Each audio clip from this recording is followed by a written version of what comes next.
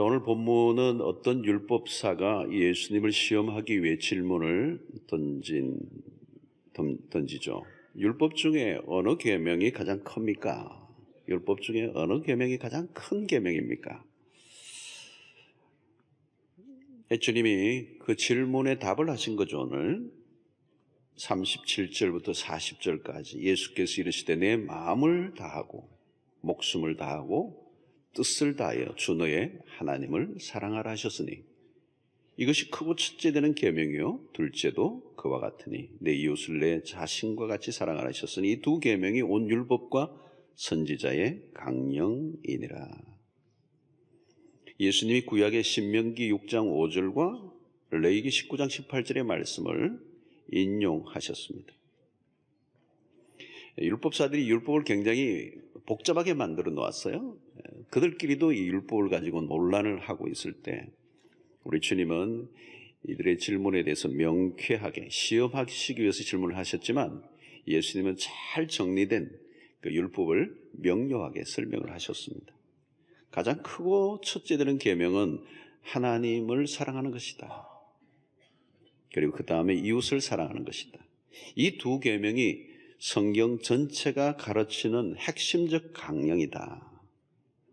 이 두 계명이 온 율법과 선지자의 강령이다. 이 말은 성경 전체를 말하는 거예요. 성경 전체가 얘기하려고 하는 것이 많은 얘기들이 있지만 딱 하나로 얘기한다면 바로 오늘 이 말씀이다. 하나님을 사랑하는 것이고 내 이웃을 내 몸과 같이 사랑하라는 것이다. 자, 여러분, 여기서 예수님은 우선순위를 얘기하고 있습니다. 하나님을 먼저 사랑하라. 하나님을 먼저 사랑하라.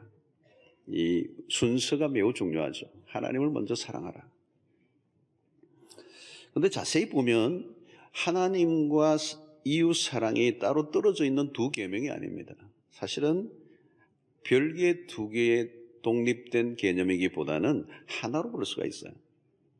그게 뭐냐면 하나님을 사랑하는 것, 그것을 강조하는 것입니다. 하나님을 사랑하면 자연스럽게 이웃도 사랑할 수 있다는 것입니다. 하나님의 사랑을 놓쳐버리면 이웃 사랑도 온전해질 수 없고 할 수도 없는 것입니다. 그래서 어떤 면에서 오늘 이 본문에서 가르치고자 하시는 핵심적 메시지는 하나님을 사랑하는 거예요. 하나님과의 관계에서 문제가 생기면 인간관계에 문제가 생기게 되어 있습니다. 관계를 열어가는 핵심은 하나님과의 바른 관계에 있기 때문에 여기에 프라이어리티, 우선순위를 두라는 것입니다. 자, 오늘 우리가 모든 이 10계명을 그동안 30주에 걸쳐 살펴보았습니다만은 1계명부터 4계명까지가 하나님에 대해서, 그리고 5계명부터 10계명까지가 이웃에 관해서. 여기서 우리가 놓치지 말아야 돼요. 순서를 막 뒤죽박죽 섞여 놓아서 되는 게 아니고 아주 질서정연하게 아주 우선순위를 두고 하나님 말씀하신 겁니다. 앞부분에 이 부분을 놓치지 말라. 크고 첫째 되는 계명이 뭐냐? 하나님을 사랑하는 것이다. 자, 하나님은 우리와의 관계에서 첫째 자리에 놓여 있기를 원하시는 겁니다. 사랑은 언제나 첫째를 원하죠. 그래서 우리는 하나님은 질투하시는 하나님이시다. 우리 2계명에서도 살펴본 바 있습니다만 하나님은 질투하시는 하나님이시다. 왜 이 질투를 얘기하죠? 사랑을 이야기하기 때문에. 하나님은 우리를 사랑하시는 관계로 우리를 불러주셨기 때문에 이 질투를 말씀하는 거죠. 우리에 대한 하나님의 사랑을 표현하는 것입니다. 질투하시기까지 하심이 우리를 사랑하신다. 하나님과 우리의 사이에 어떤 것도 끼어들기를 원치 않으신다는 겁니다. 신앙은 하나님과 사랑의 관계를 맺는 것입니다. 하나님과 우리의 관계가 바로 맺혀지지 않는다면 우리에게 주어진 이 모든 율법은 그 자체가 의미가 없어요. 이 율법이 주어진 것은 뭡니까? 누구에게 주어진 겁니까? 이스라엘 백성들이 출애굽하여 광야를 가 새로운 가나안 땅에 살아갈 당신의 백성들에게 주신 거예요. 출애굽, 구원을 경험한 사람에게 주신 겁니다. 그래서 이 율법은 하나님과의 새로운 관계 안에서 주어진 겁니다. 예수 그리스도의 피로 언약을 맺은 관계 안에서 이 계명이 우리에게 주어진 것이죠. 그래서 이 언약의 백성이 된 백성들에게는 이 말씀이, 이 명령들이 특권이에요. 부담이나 또 어떤 우리에게 강요가 아니라는 겁니다. 그래서 십자가를 통하여 주어진 은혜의 시대에서 율법을 대하는 태도가 달라져야 하는 것입니다. 요한일서 5장 3절에 이런 말씀을 합니다. 하나님을 사랑하는 것은 이것이니 우리가 그의 계명들을 지키는 것이라. 그의 계명은 무거운 것이 아니로되. 여러분, 구약시대는 그 계명이 무거웠어요. 그런데 이제 하나님을 사랑하고 복음 안에 들어온 사람들은 그 계명이 무겁지 않다는 겁니다. 사랑의 관계 안으로 들어가면 서로에 대한 짐을 기꺼이 지려고 하는 것입니다. 없는 사랑을 긁어가지고 억지로 하는 것이 아니라 하나님으로부터 받은 사랑에 반응하는 것이다. 요한일서 4장 19절에 우리가 사랑함은 그가 먼저 우리를 사랑하였었기 때문이라는 거예요. 하나님이 먼저 우리를 사랑하셨다는 거예요. 일방적으로 사랑을 요구하는 것이 아닙니다. 사랑이 무엇인지 먼저 우리에게 보여주었다는 것입니다.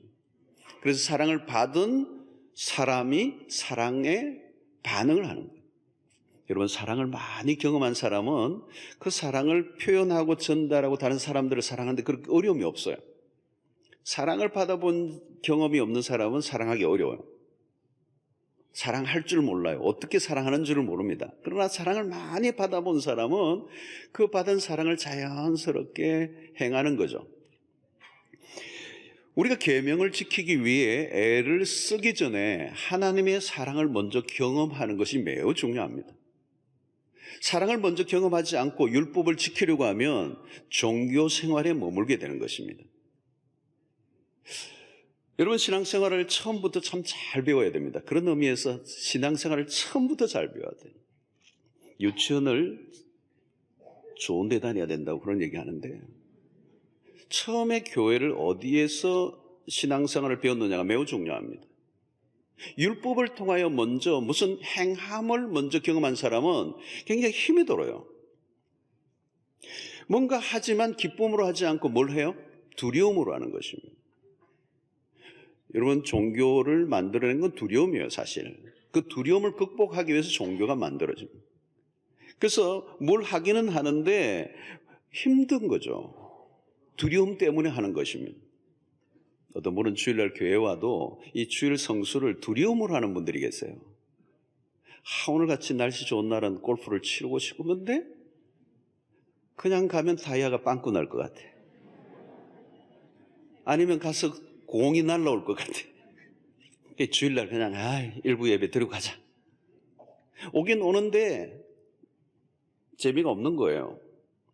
벌 받을까 봐. 무서워서. 두려움으로 신앙생활을 하면 이게 뭐예요? 종교생활이 되는 겁니다. 의무감으로 오긴 하는데 즐겁고 기쁨이 없는 것입니다. 이런 신앙의 핵심은 하나님과의 관계입니다.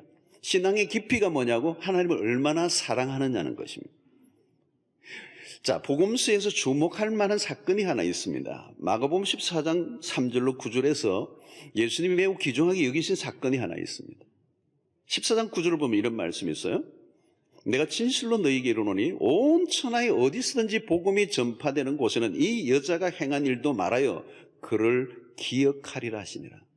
여러분, 예수님이 얼마나 흥분하셨으면 온 천하에 어디서든지 복음이 전파되는 곳에는 이 여자가 행한 이 일을 기억하라는 거예요. 그러니까 얼마나 흥분하신 얘기예요. 주님의 공생애 가운데 대특종 사건입니다. 자, 이 얘기는 그렇습니다. 주님께서 시몬이라고 하는 사람의 집에서 식사를 하고 있는데 갑자기 마리아가 자기의 가장 값진 향유 순전한 나드 한 옥합을 깨뜨려서 주님의 머리에 붓는 사건입니다. 3절을 보면 한 여자가 매우 값진 향유 곧 순전한 나드 한 옥합이라고 했는데요. 이 계산에 의하면 아마 가룟유다가 계산한 것 같은데 300데나리온에 팔 수 있는 고가의 향유예요. 300데나리온이면 어떤 것이냐면 한 데나리온이 노동자의 하루 품삯입니다. 뭐 한 7,000원 받는다 그러면 한 8시간 일하면 대충 나오는데 300일이라면 꽤 큰 돈입니다. 작은 액수가 아니죠. 주로 결혼을 위한 지참금 형태로 가지고 있던 재산 목록 1호라고 볼 수 있습니다. 어쩌면 이것이 그녀의 미래, 결혼과 그의 인생의 모든 걸 풀어가는데 매우 중요한 하나의 재산이었어요. 그것을 깨뜨려서 주님의 머리에 붓습니다. 자, 이것은 이틀 후에 일어나게 될 십자가 사건 직전에 행한 의미 깊은 일입니다. 마리아는 향유 옥합을 깨뜨림으로 지고지순의 최고의 사랑을 주님 앞에 드러냅니다.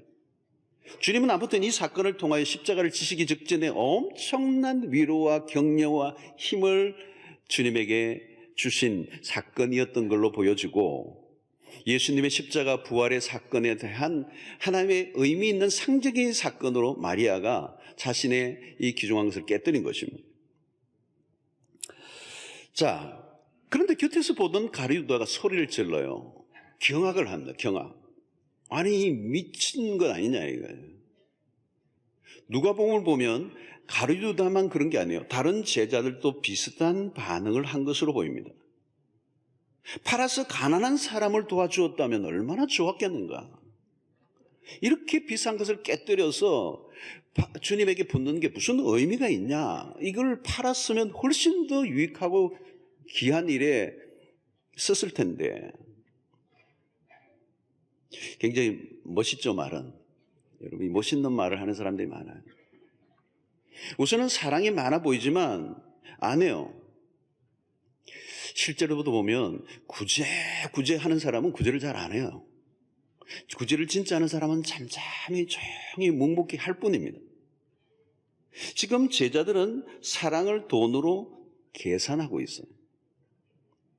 그들은 주님을 위해서 가장 중요한 일이 무엇인지를 몰랐습니다. 논리적으로 이성적으로 계산하면서 지금 사랑을 따지고 있는 거예요. 여러분, 사랑은 이성적으로 논리적으로 설명할 수 없는 것입니다. 눈물을 분석할 수 없는 것과 똑같아요. 이 사건에서 결국은 이 행위를 분석하고 평가하고 있는 이들은 주님과 거리가 먼 사람들이었어요. 이 사건 이후로 보면 가룟유다는 점점 주님으로부터 멀어지고 마침내 예수님을 배반하는 길로 갑니다. 이 제자들은 특별히 가룟유다는 주님을 사랑한 사람이 아니었어요. 여러분, 제3자의 입장에서 보면 이 행위가 미친 짓으로 보였습니다. 이 사건 이후에 베드로는 주님과 전혀 상관없는 사람이 되고 말아요. 가룟유다는 주님의 곁에서 주님과 관련된 일로 관계를 맺었지만 사랑의 관계를 맺지 못했습니다. 조직을 통하여 만나고 활동에는 참여했지만 주님과 전혀 관계를 맺지 못하며 어느 날 주님으로부터 떠난 사람들이라는 거예요. 그러나 여러분, 마리아는 아무것도 따지지 않습니다. 옥합이 얼마나 비싼 것인지 계산하지 않습니다. 이것을 통하여 자신의 인생에 어떻게 미래가 어렵게 펼쳐질지도 생각하지 않아요. 그녀는 오직 한 가지밖에 없습니다. 주님을 진정으로 사랑한 것입니다. 여러분, 너무 이성적인 사람들은 사랑을 못해요.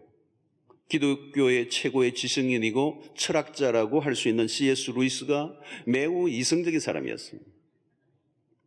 물론 그 이성이 굉장히 많이 쓰임을 받았죠. 그러나 그는 나이가 들도록 결혼을 하지 못해요. 사랑할 전혀 할 수가 없었던 사람이었어요. 아주 늙음하게 마침내 한 여인을 만나고 결혼을 합니다마는, 그러나 그녀도 몇 년 지나서 죽고 맙니다. 여러분, 신앙이란 딴 게 아니에요. 사랑은 분석하는 것이 아니고 빠지는 것이죠. fall in love라고 그러잖아요. 빠지는 것. 하나님과 사랑에 빠지는 것. 그게 신앙이에요. 사랑하면 주변에서 보기에는 미친 짓으로 보이는데 태연하게 하죠. 사랑하면 못할 일이 없어요. 진짜 사랑하면 사랑하는 일을 위해 죽을 수도 있습니다. 사랑만큼 절절하고 간절하고 적극적인 것은 없습니다. 여러분, 왜 부모들이 그렇게 자식들에게 약하죠? 왜 밥을 안 먹겠다 때를 쓰면 부모가 안절부절하죠? 배가 고픈 거는 진데 부모가 야단해요. 문 닫고 안 먹어 그러면 부모가 해야 하다니요. 자식 앞에 꼼짝하지 못하는 이유는 뭐죠? 사랑하기 때문에. 남녀가 뜨겁게 사랑할 때 보면 눈이 멀죠. 눈이 멀었어요. 눈이 있는데 눈이 없어요.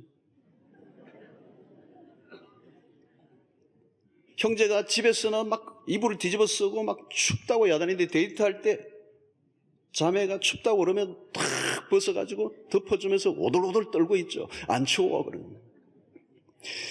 여러분, 그 사랑하는 사람이 얘기하면 순한 양이 돼요. 뭐든지 다 들어주죠. 먹고 싶다고 얘기하면 막 어디든지 가서 막 사오는 거죠. 여러분, 부모들이 자식을 사랑할 때 보면 이성적이지 않아요. 아낌없이 내어주는 희생을 했으면서도 늘 자식에게 못해준 것이 더 많다고 아쉬워하는 거. 이 신기한 거예요, 여러분. 아니, 그처럼 많이 쏟아붓고 다 했는데도 불구하고 여전히 난 못해준 게 많아, 이렇게 하거든요. 여러분, 사랑이라는 것은 희한한 것입니다. 신앙한다는 것은 사랑한다는 거예요. 누구와? 하나님과.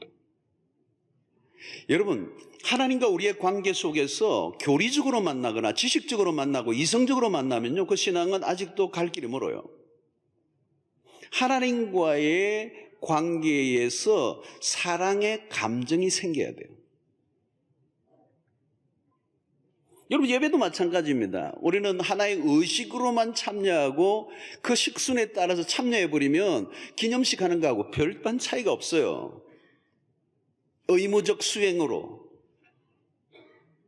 내 스스로의 만족으로 끝나버리는 그 규를 완수한 것으로 마치고 돌아가 버리면 신앙생활 별로 재미없어요. 사실은 의무적 규정을 수행하는 건 재미가 없는 거죠. 하나님과 우리의 관계에서 매우 중요한 것은 사랑의 감정이 생겼느냐는 거예요. 아까도 얘기했잖아요. 사랑은 설명할 수 없는 그 무엇, 빠져들어가게 하는 것이고, 그게는 계산이 안 되는, 제3자의 입장에서 마치 미친 것 같이 보이는, 이 사랑에 빠지면 어떻게 미친 것하고 비슷해요. 그건 계산이 없는 거죠. 그 사랑하는 순간부터 의무감에서 해방이 되어버려요. 뭘 지켜야 된다 말아야 된다라고 하는 그 의무 규정에서 벗어나 그것보다 더, 그리고 기꺼이 사랑하면 절실해지는 거죠. 여러분, 한번 가만히 생각해보세요. 하나님과 나와의 관계 속에서 그 사랑의 감정이라는 게 일어났느냐는 거죠. 그게 신앙이거든요. 뭘 하느냐가 중요한 게 아니라 그분을 사랑하느냐, 이게 중요하다는 거예요. 마음을 다하고, 이 보세요. 목숨을 다하고 뜻을 다하여. 이건 사랑의 얘기를 하는 거예요. 이것이 신앙의 본질이라는 것입니다. 신앙의 본질. 하나님이 우리에게 보여주신 것은 그 사랑을 우리에게 보여주셨고 그 사랑에 반응하는 것입니다. 하나님은 우리에게 얼마나 율법을 잘 지킬 것이냐 아니냐로 판단하고 심판하시는 분이 아닙니다. 우리가 말씀을 지키면 얼마나 잘 지킬 수가 있겠습니까? 먼저 하나님이 우리를 얼마나 사랑해 주셨는가를 아는 게 중요하다는 거예요. 아는 게. 그래서 요한 사도가 요한 1서에서 그런 얘기합니다. 우리가 서로 사랑하자. 여러분, 거두절미하고 우리가 서로 사랑하자 눈 크게 뜨고 하면요, 이건 싸우자는 겁니다. 좋은 말인데 기분 나쁜 얘기가 있어요. 그런데 요한일서 4장 7절로 8절 읽어보면 와닿아요. 사랑하는 자들아, 우리가 서로 사랑하자. 사랑은 하나님께 속한 것이니 사랑하는 자마다 하나님으로부터 나서 하나님을 알고 사랑하지 아니하는 자는 하나님을 알지 못하나니 이는 하나님은 사랑이시니라. 여러분, 우리가 사랑하겠다고 다짐해서 사랑이 되는 건 아니에요. 오늘 마음을 다하고 목숨을 다하고 뜻을 다해 주 너희 하나님을 사랑하라고 하는 이 말씀을 주셨을 때 우리에게는 전혀 느낀 바 없는데 그냥 사랑을 강요하시는, 획득해 가시려고 하시는 그 사랑을 막 협박하시는 하나님이 아니세요. 하나님은 우리를 너무도 사랑하셨다는 것. 사랑은 하나님께 속한 것이고 사랑은 한 자들마다 하나님으로부터 나서 하나님을 안다는 거예요. 우리에게서 사랑이 나올 수 있는 게 아니라는 겁니다. 우리가 하나님에게서 나고 하나님을 알기 때문에 우리는 하나님을 사랑할 수밖에 없는 존재들이라고 하는 것을 말씀하는 거예요. 왜냐하면 하나님은 사랑이시기 때문에. 그러니까 하나님을 안다고 하면서 하나님의 사랑을 모를 수 없다는 겁니다. 하나님을 안다. 그것은 곧 하나님의 사랑을 내가 아는 거죠. 어떻게 우리가 하나님의 사랑을 압니까? 십자가를 통하여. 자기 아들을 아끼지 아니하시고 우리 모든 사람을 내어주셨던 그 하나님의 사랑, 그 십자가 예수 그리스도의 복음을 통하여 우리가 그처럼 잘 아는 요한복음 3장 16절의 말씀처럼 하나님이 이 세상을 이처럼 사랑하사 독생자를 주셨으니 이는 그를 믿는 자마다 멸망치 않고 영생을 얻게 하니 이를 이처럼 사랑하신 그 하나님의 사랑, 그 십자가의 사랑이 우리의 가슴에 불을 질러버렸어요. 강력한 불이죠. 우리의 삶 전체를 흔들어 놓는 그 사랑은 우리의 마음을 흔들어 놓았어요. 하나님이 아니면 우리가 그 사랑을 알 수가 없었습니다. 그러므로 여러분, 복잡하고 까다로운 율법의 조항을 만들어 놓고 우리가 지키지 못하면 불이나 주는 하나님으로 이해해서는 안 되는 겁니다.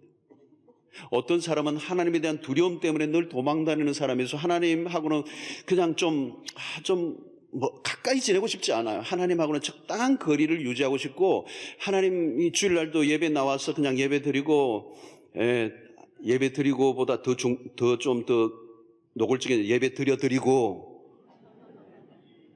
그리고 예배를 딱 마치고 나가는 순간부터 하나님 안녕히 계시고, 나는 하여튼 따라오지 마시고, 좀 내 편하게 좀 예배 드렸잖아요.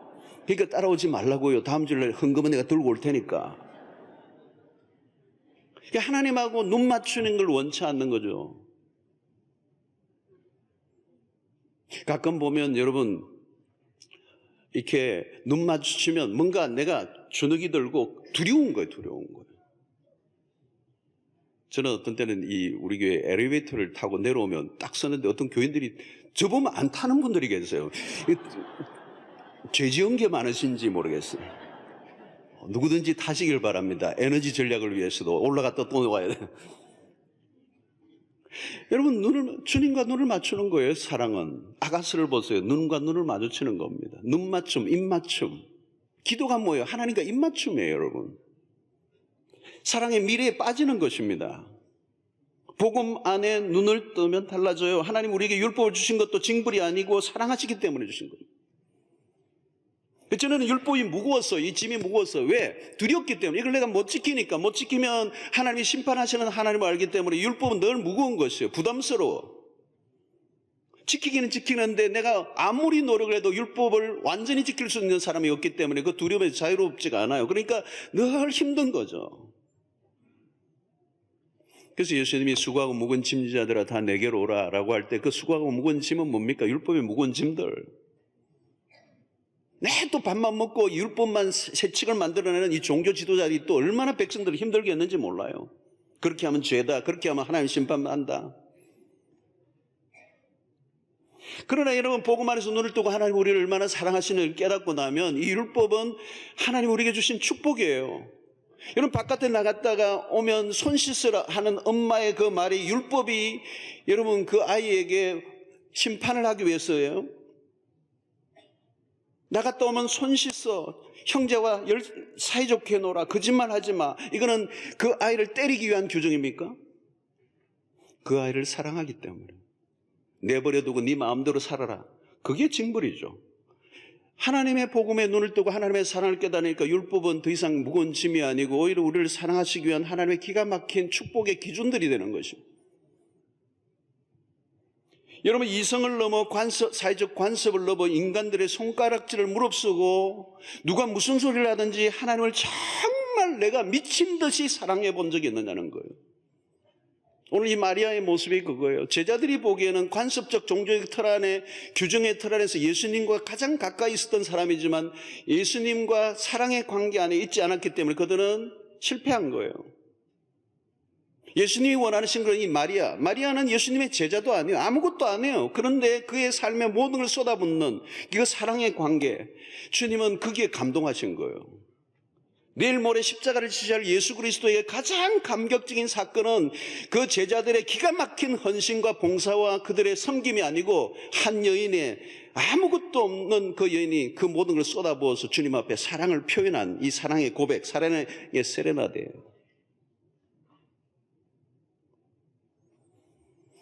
여러분, 하나님이 왜 다윗을 기뻐하십니까? 빼앗겼던 법궤가 다윗 성으로 돌아올 때 미친 듯이 춤을 추는 다윗. 사회적 전통, 왕의 채통, 그 사람들이 만들어 놓은 모든 문화의 그 장벽들이 청청히 그를 사로잡고 있지만 상관없이 정말 왕의 그 옷이 벗겨질 정도로 격렬하게 하나님 앞에 예배했던 다윗, 예배자 다윗. 그는 누구보다도 하나님을 사랑했던 사람이에요. 그가 범죄하고 넘어지고 했지만 그가 회개하는 모습을 보면요, 하나님을 진짜 사랑했던 사람이구나. 그 회개도 아무나 하는 게 아니에요. 왕이 나단 선지자 죽여도 돼요. 완전 범죄로 만들 수 있어요. 근데 그 나단 앞에 무릎을 꿇고 하나님 앞에 회개하는 것은 사실 그 다윗이 하나님에 대한 사랑입니다. 구약에서 아브라함을 향하여 내 친구라고 말하는 평송도 있었지만 다윗처럼 이 기가 막힌 내 마음에 합한 자라고 했던 사람은 유일한 사람이었어요. 그런 마음을 다하여 하나님을 사랑했던 사람이에요. 여러분, 실패했던 베드로가 디베랴 바닷가에 물고기 잡으러 떠나 있을 때 부활하신 주님이 다시 찾아오셔서 하신 말씀은 딱 하나예요. 묻고 싶은 말 너무 많았지만 다 두고 한마디 묻습니다. 요한의 아들 시몬아, 너가 나를 사랑하느냐?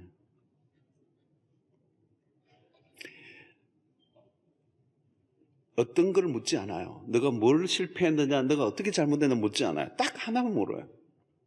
너가 나를 사랑하느냐? 앞으로도 넘어질 것이고 실망시킬 일들을 할 수밖에 없는 연약한 인간이지만 주님은 너가 나를 사랑하느냐? 그것으로 충분하다는 거예요. 너가 또 넘어질 건 내 알아. 베드로 자신도 알아요. 우리는 여전히 연약합니다. 율법을 완전히 지킬 수 있는 사람은 아무도 없어요. 여전히 우리는 연약하고 아무리 해도 주님의 마음에 흡족하게 순종할 수 있는 자격이 있는 그런 능력이 있는 사람은 없어요. 근데 주님이 우리에게 묻는 것은 딴 게 아니라 너가 얼마나 앞으로 실수하지 않고 열심히 내 말씀을 따라 순종하겠느냐고 묻지 않으시고 너는 나를 사랑하느냐. 여러분, 이게 신앙의 핵심을 모르시는 겁니다. 하나님을 사랑합니다. 그 소리를 듣고 싶어 하는 거죠. 마리아가 옥합을 깨뜨린 것에 주님이 흥분하신 건 향유 때문이 아닙니다. 고가의 향유. 여러분, 주님에게 얼마의 헌금을 하면 하나님이 만족하실 것 같아요? 어느 정도의 액수를 하면 그 정도면 됐다, 내가 감동한다. 하나님은 돈이 필요하신 분이 아니죠. 하나님에게 필요하신 게 뭘까요, 여러분? 교회를, 예배당을 100개를 지어드리면 행복해 하실까요? 여러분, 다윗은 하나님을 위해 집을 지어드리겠다고 했습니다. 근데 하나님이요, no 했어요. 건물에 감동하시는 분도 아니세요. 하나님이 원하시는 것은 우리의 외적인 행위가 아니에요. 우리의 마음. 너가 마음을 다하여 주 너의 하나님을 사랑하느냐? 주님을 사랑하는가 하지 않는가를 어떻게 확인할 수가 있습니까? 여러분, 진짜 사랑하는 사람들은요, 자신의 것을 다 주고도 부족함을 느껴요. 다 신기한 거죠, 신기한 거. 부모들이 그렇잖아요. 부모들은 자식들을 위해서 다 주고도 내가 못한 게 많다 막 하면서 막 시집 보낼 때 막 울고 그러다 있었거든요. 자식들은 막 꼬리 같은 거 몇 개 해놓고 막 영원히 기억하고 잊지 않고 그걸 그냥 내 노래를 부르고 내가 엄마 얼마 언제 해줬잖아 그러고 딸랑. 여러분, 신기한 것은 사랑을 많이 한 사람일수록 자신에게서 사랑의 부족을 느껴요. 사랑이 없는 사람일수록 자신의 행한 작은 희생에 감동하고 자랑스러워합니다. 바리새인들이 그랬죠. 그들은 하나님에 대한 이게 행한 것들에 대해 스스로 만족했습니다. 그러나 주님을 진정으로 사랑한 사람은 모든 것을 다 내어놓고도 부족함을 느낍니다. 사랑에 상한선이 없는 거죠. 내 생명을 다 바칠 만한 것을 하고도 주장할 것이 아무것도 없는 그 상태라면 그것이 사랑이라고 볼 수가 있는 거예요. 여러분, 부모가 자식을 위해 사랑한 것에 대해서 목록을 기록해놓고 아이에게 시간만 내면 설명해주는 부모가 있습니까? 자, 오늘 보라. 다시 한번 기억해야 된다. 기저귀 갈았던 날. 몇 월 며칠. 이 밤은 3번 갈았다. 마리아가 주님으로부터 받은 사랑에 반응한 거예요. 가룟유다는 사랑을 받지 않았기 때문일까요, 그러면? 요한복음을 보면 제자들을 사랑하실 때 끝까지 사랑하셨다고 했습니다. 제자들을 위해 주님은 최선을 다하셨어요. 문제는 주님의 사랑을 마음으로 받지 않은 것입니다. 사랑을 사랑으로 받아들이는 것도 은혜예요. 사랑이 퍼부어져도 상처받는 사람도 있어요. 누가 예수님이 가룟유다를 사랑하지 않았다고 말할 수 있겠습니까? 부모들이 자녀들을 얼마나 사랑합니까? 자녀들을 위해 수고를 하는데 요란하지 않아요. 너무도 자연스러워 떠들지 않습니다. 향유 옥합을 깨뜨린 마리아에게서 내 마음을 다하고 목숨을 다하고 뜻을 다하여 주 너의 하나님을 사랑하는 말씀에 대한 모델을, 순종의 모델을 봅니다. 여러분, 사랑은 쥐어짜서 할 수 있는 일이 아니에요. 사랑은 어떻게 하는 것입니까? 사랑은 그냥 빠지는 것입니다. 그 다음에는 사랑의 힘이 나를 이끌어가는 거죠. 신앙생활에서 하나님과 나와의 관계를 언제나 확인해야 될 이유가 여기에 있는 것입니다. 마음과 목숨과 뜻을 다하여 하나님을 사랑하는 말씀에는 그 어떤 것도 끼어들 여지를 주지 않습니다. 하나님과 우리 사이에 끼어드는 것이 있으면 안 된다는 거, 어떤 것도. 그래서 누가복음 14장 26절에 이렇게 말씀합니다. 무릇 내게 오는 자가 자기 부모와 처자와 형제와 자매와 더욱이 자기 목숨까지 미워하지 아니하면 능히 내 제자가 되지 못한다. 여러분, 여기 뭘까요? 자기 부모, 처자, 형제와 자매, 그뿐만 아니라 자기 목숨까지도 미워하지 않으면 내 제자가 되지 못한다. 이 말은 뭘까요? 주님보다 더 사랑하는 것이 있어서는 안 된다는 것. 종종 오해하는 분들이 있습니다. 가족을 제대로 사랑하지 못하면서 하나님을 어떻게 사랑한다고 할 수 있는가? 성경은 가족을 사랑하라고 말합니다. 부모를 사랑하라고 얘기해요. 가족을 미워해서는 안 돼요. 그러나 중요한 것은 하나님보다 더 사랑해서는 안 된다는 거예요. 하나님보다 더 사랑한 것이 있다면 그것은 우상숭배요, 변질된 사랑입니다. 요한일서 2장 15절에 이렇게 말씀하죠. 이 세상이나 세상에 있는 것들을 사랑하지 마라. 누구든지 세상을 사랑하면 아버지의 사랑이 그 안에 있지 아니합니다. 하나님은 아브라함에게 독자 이삭을 모리아 제단에 바치라고 어느 날 명령하시죠. 100세에 낳은 아들, 가장 사랑스러웠어. 그때 모리아의 제단에 번제로 바치라. 여러분, 이 말씀은 뭘까요? 하나님보다 더 사랑하는 것을 두지 말라는 것입니다. 여러분, 우리의 신앙의 고백의 핵심입니다. 아브라함뿐만 아니죠. 오늘 우리에게도 사랑하는 독자 이삭이 있을 수가 있습니다. 가장 소중히 여기는, 다른 것은 다 포기하더라도 결코 포기할 수 없는 그 무엇, 하나님은 그것을 포기하라고 말씀하시고, 그것을 내가 사랑하지만 하나님을 더 사랑한다고 하는 그 고백을 하나님이 받고 싶어 하시는 거예요. 이삭을 바치는 사건은 아브라함이 죽는 것보다 더 큰 고통이었습니다. 아브라함의 전부, 그것은 안 됩니다. 그런데 하나님은 그걸 바치라고 하십니다. 그것을 바침으로 하나님에 대한 사랑을 입증하라는 거예요.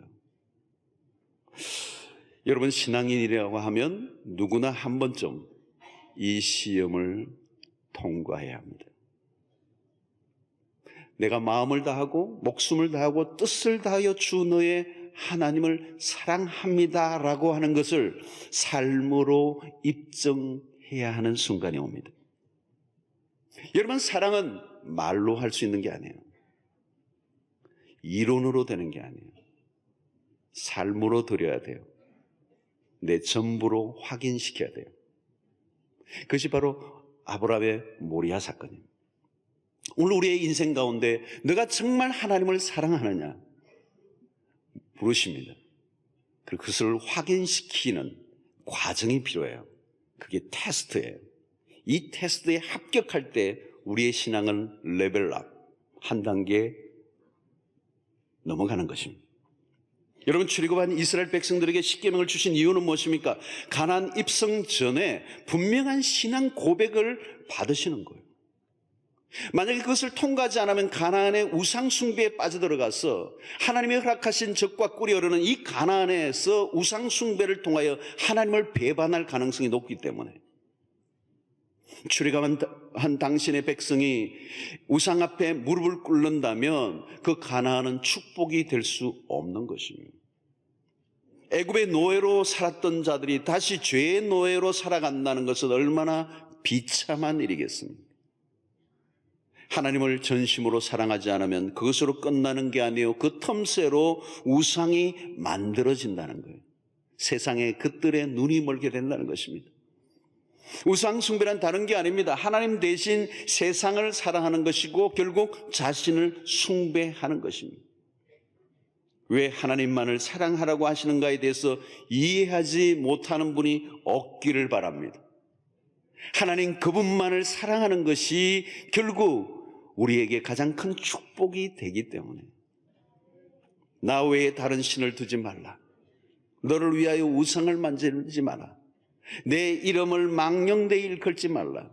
안식일을 기억하여 거룩하게 지키라. 이 모든 계명의 핵심은 무엇입니까? 하나님에게서 다른 것으로 눈을 돌리지 말라는 거예요. 왜 하나님만을 사랑하고 하나님 외에 다른 것에 눈을 돌리지 말라는 것입니까? 하나님 그분으로 충분하기 때문에. 하나님 한 분만을 사랑하면 하나님이 우리의 삶을 책임져 주시기 때문에 다른 것을 의지하거나 끌려다닐 필요가 없다는 거예요. 그 한 분만을 사랑하면 우리는 하나님만으로 충분히 만족하며 살아갈 수 있는 존재로 하나님 우리를 불러주셨기 때문에 너는 나만을 사랑하라는 거예요. 여러분, 신앙생활을 정확하게 정리해야 합니다. 나는 정말 하나님을 사랑하는가? 그렇다면 얼마나 사랑하는가? 규칙을 얼마나 잘 지켰느냐를 묻지 않습니다. 무엇을 하고 있느냐를 묻지 않아요. 주님과의 관계 안에 다른 어떤 것도 끼어들 것이 없다고 말할 수 있는가? 그 사랑이 마음을 다하고 목숨과 뜻을 다하는 것으로 나타나고 있는가? 아직도 그 사랑으로 만족하지 못하고 다른 것에 기웃거리고 있지는 않는가를 질문해 보아야 되는 거예요. 하나님은 다른 어떤 것과 비교 대상이 되실 수 있는 분이 아닙니다. 하나님이 가장 귀중한 분, 최고의 자리에 올려놓아져야 될 분이라는 거죠. 하나님에 대한 사랑이 여러분 이 예배 시간에도 충분히 표현되고 있습니까? 하나님은 의식 자체를 받으시기보다 우리의 마음이 담긴 진정한 사랑의 고백을 받으시기를 원하시죠. 마음과 목숨과 뜻을 다하여 하나님을 사랑하는 삶을 살고 있다면 그것보다 더 큰 축복은 없다는 것입니다. 하나님의 사랑이 가장 우선이고 첫째가 되는 인생을 산다면 하나님이 결코 가만히 계시지 않을 것입니다. 그 기준이 분명한 인생은 혼란하지 않을 거예요. 방황하지 않을 것입니다. 다른 모든 내 삶을 끌어당기는 족쇄로부터 자유를 얻게 해 주실 것입니다. 오늘 우리는 대계명을 살펴봅니다. 우리의 신앙의 모든 것이 여기에서 시작되고 여기로 결론을 맺습니다. 종교적 열심으로는 한계가 있습니다. 우리의 열심은 지쳐요. 복음 안에서 하나님의 사랑에 눈뜬 자들이 되어 그 사랑의 힘이 나를 이끌어가는 그런 삶을 살아가야 하는 것입니다. 성도 여러분, 하나님을 전심으로 사랑할 수 있게 되기를 축원합니다. 하나님을 삶의 첫 자리에 모시기를 바랍니다. 하나님과의 사랑이 첫 자리에 오면 모든 것이 저절로 이루어질 거예요. 그 하나님의 사랑과의 관계 안에서 그분이 내 인생을 다 책임지시고 이끌어 가실 것입니다. 여러분, 하나님과 세상 사이에 오락가락하지 않게 되기를 바랍니다. 여러분, 돈이 없어 힘들다고 하나님에게 떼를 쓰기 전에 내가 하나님을 얼마나 사랑하고 있는가를 물으십시오. 뭘 달라고 하기 전에 이미 베풀어 주신 하나님의 사랑이 얼마나 큰가를 아는 은혜가 있게 되기를 축원합니다. 그 사랑을 알고 그 사랑에 반응하는 것보다 더 귀중한 것은 없는 것입니다. 우리가 여러분만 하나님만을 온전히 사랑한다면 하나님 우리를 그 사랑 안에서 자유하게 하실 것입니다. 한 분만으로 충분합니다. 하나님 한 분만을 사랑하고 섬기겠습니다. 여기에 모든 것을 걸 수 있게 되기를 바랍니다. 그 사랑에 빠져들면 저절로 하게 될 거예요, 여러분. 내가 뭘 하려고 애를 안 써도 돼요, 여러분. 저는 목회를 하면서도 그 원리를 깨달으면서 저는 성도들에게 어떤 것도 강요하는 목회를 하지 않기로, 강요하질 않아. 막 하세요, 하면 안 돼요. 그렇게 할 이유가 없어요. 그저 복음을 경험하고 하나님의 사랑을 깨달은 자들이 깨달은 만큼 하나님 앞에 믿음의 반응을 하는 거예요. 그것으로 충분한 거죠. 막 그냥 몰아가서 그냥 기준을 만들고 거기에서 점수를 매기고 평가를 하고 할 이유가 없어요. 교인들을 막 닥달하고 몰아가고 힘겹게 그냥 막 하는 거 없어요. 우리가 특세 같은 것도 하지만 여러분, 새벽에 누가 닥달을 해가지고 그 새벽에 그렇게 올 사람이 있겠어요? 만약 닥달을 했다면 아마 더 안 왔을 거예요. 기쁨으로 하는 거예요. 내가 하나님의 사랑을 깨달은 만큼 반응한 겁니다. 여러분, 사랑을 느끼면, 사랑을 경험하면 여러분 그냥 하잖아요. 여러분, 사랑하는 사람이 생기니까 그러잖아요. 여러분, 뭐 한마디 하니까 자기가 막 순종해요. 너무너무 순종을 잘하는 거예요.